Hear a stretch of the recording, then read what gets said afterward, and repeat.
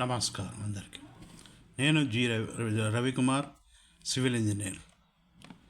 ఈరోజు ఇప్పుడు తెలుసుకునే విషయం అంటే కొంత ఎర్త్వర్క్ ఎక్స్కవేషన్ అనే దాని గురించి కొంత ఐడియా మీకు చెప్తాను. బేసికల్గా కొంత ఐడియా చెప్తాను.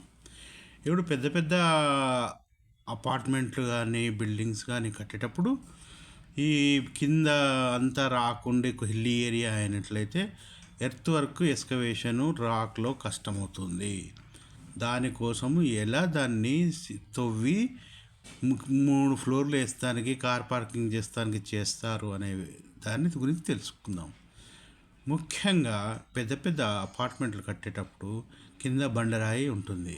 అది 3 ఫ్లోర్లు కిందికి వెళ్ళాల్సి వస్తుంది. ఎందుకంటే ఈ రోజుల్లో భూముల ధర చాలా ఎక్కువ కాబట్టి ఎన్ని ఫ్లోర్లు తవ్వకానికి ఎంత ఖర్చుకైనా వాళ్ళు ముందుకెళ్తున్నారు. అయితే రాక్ కటింగ్ అనేది 2 విధాలుగా జరుగుతుంది. ఒకటి normal manual cutting.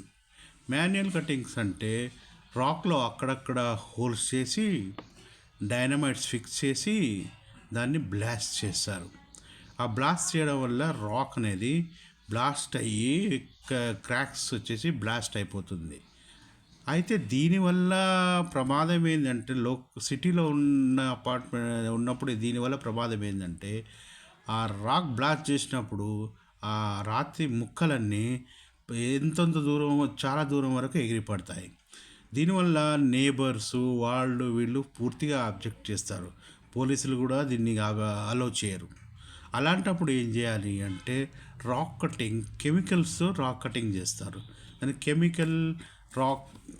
Chemicals use చేసి కడతారు. అది స్లైసెస్గా రాక్ను విడదీస్తుంది. కానీ సౌండ్ కూడా ఉండదు. ఇంకోటి రాక్ కూడా బయటికి ఎగిరిపోదు. ఇప్పుడు డైనమైట్స్ మనం ఎంత డైనమైట్స్ పెట్టి దాని మీద ఎన్ని టైర్లు పెట్టినా కానీ ఆ టైర్లు ఎంత ఎత్తుకు ఎగిరి కొన్ని ముక్కలు అయితే అటు ఇటు పోతాయి. అందుకోసమే chemical is a costly one. Chemical blasting అనేది కొద్దిగా కాస్ట్లీ వన్.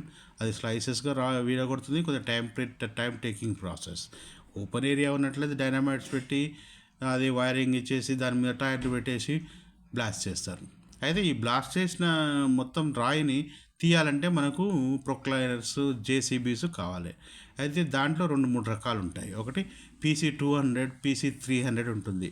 PC200 అంటే కొద్దిగా తక్కువ కెపాసిటీది. తర్వాత PC300 అంటే కొద్దిగా హెవీ రాకింగ్ ఉన్నప్పుడు దాని ఎక్కువ కెపాసిటీది. ఈ రాక్ అంతా ట్రక్కులో లోడ్ చేసేసి దూర ప్రదేశంలో పోయి డంప్ చేస్తారు. దీనికి ఎక్స్కవేషన్కు సపరేట్ కాంట్రాక్టర్లు ఉంటారు. వాళ్ళకి సంబంధించిన రేటు ఉంటుంది. దాని తర్వాత ట్రక్కులో తీసుకుపోయి దూరంగా వేస్తానికి కూడా వాళ్ళు ఛార్జ్ చేస్తారు. ఇది ఈరోజు వీడియో.